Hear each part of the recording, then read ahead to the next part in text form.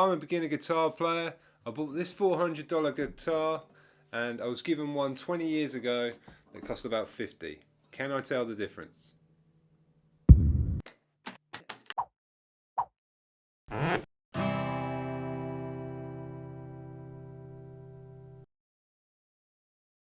So if you haven't joined me before, I'm Luke and this is my channel Midlife Guitar, which is all about my journey from a beginner and onwards.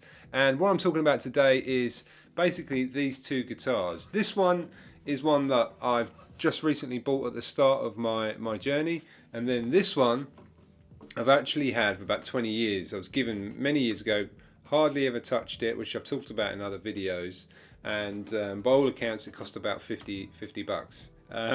So my real question, and I see it a lot, is can I actually tell the difference between these two? Obviously there's some physical differences, but what about the sound? Can I actually tell that after having 8 weeks experience as a beginner? So this is the guitar that I bought at the start of the journey. It's a Seagull S6 original made in Canada. It is got a cedar top, I believe it's wild cherry sides, back, and a maple neck. It's approximately 400 US on Amazon currently, and it's a really good guitar. It's well known as a good guitar, and kind of punches above its weight really. From everything I've read, it's kind of a beginner slash intermediate guitar, and probably forever if you want to keep it, and I probably would do, to be honest. Really enjoy it. So that's the guitar that I bought, and the one that it's going up against is called a Vantage. Now this is about 20 years old really. So is there any argument for getting better in sound? I don't know. I can't even remember how it sounded before. Silly question. But there are a few things that I've changed recently on it, and that one of those is the bridge. I think I mentioned in a previous one that it's cracked. I might put a photo up here and you can see how it was cracked. And so I've replaced that myself, and I've replaced the strings on it. The action hasn't really changed. It's still pretty high. I'll show that up on the screen in a minute because I'm going to measure that separately later. And generally it's what's the construction of it? I believe it's a ply. It's all ply laminate. So it's quite a bit different in terms of quality to obviously the S6. So let's see how they compare. So before we get into the sound test, obviously you need to know I am a beginner. I've been learning for 8 weeks. My songbook, as it were, is pretty limited, but with what I've got, I'm going to play and see if I can actually tell the differences between the two. It'll probably be very hard to do that right now, but obviously after I've edited it and I've listened back, then I might have a better idea. So I'll leave a comment below, comment in the comment section telling you what I think, and it'd be cool to see what you guys think and if you can actually tell any difference. I haven't got a particularly flash setup. You know, I'm a beginner YouTube. I've got a Blue Yeti USB microphone, so it probably won't do either of these guitars any justice, but it's what we're working with, and let's see how we get on.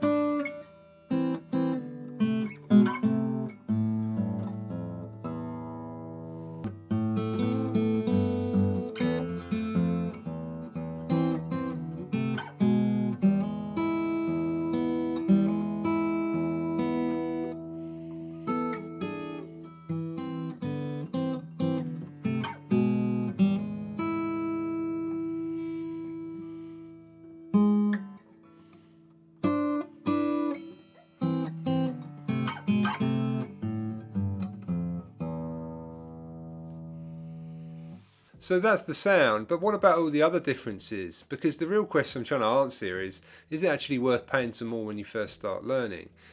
This Seagull S6 is a nice guitar. It's well made, it's got a solid top, and it's better made than the other one that I've got. But it isn't that much difference. Sound wise, I'll tell you later what I think, but let me know what you think.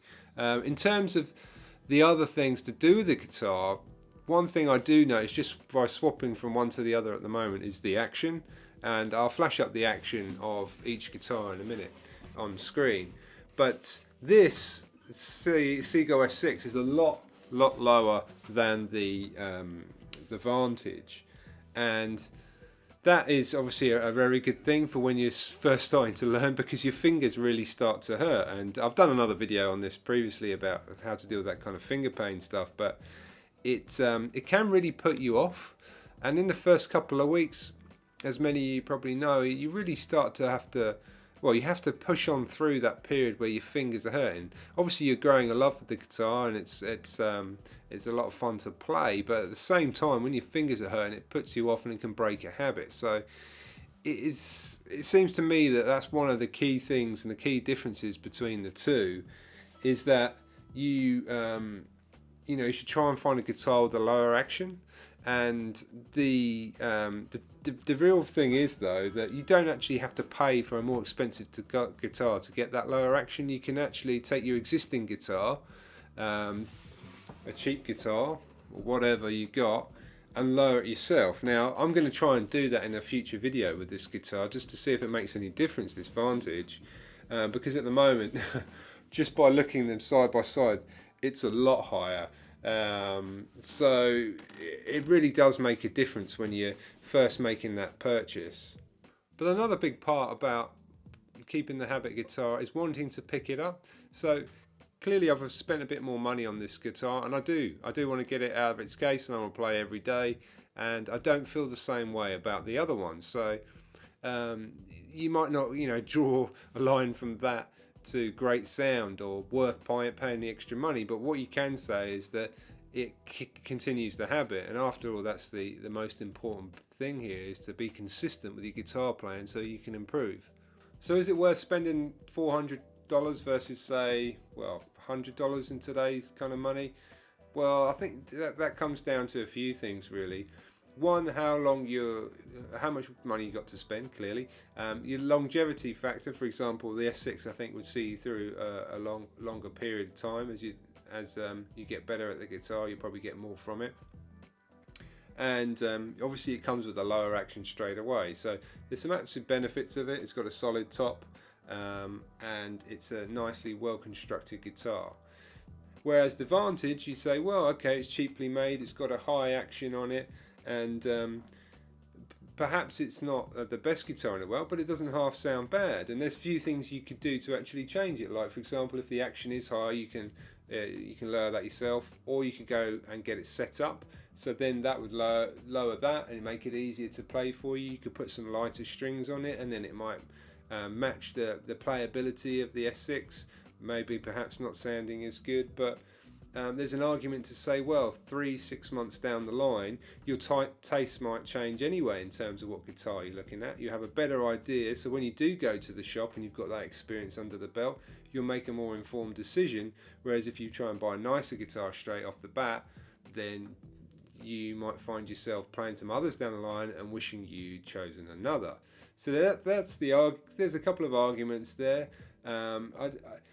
In the whole scheme of things, as long as you're committed to playing guitar, I think that's the most important thing. For me, the factor of creating a habit when I was first starting to play was the most important thing for me. And I had some money to spend on a new guitar, so that's what I did. And I feel encouraged to pick it up every day.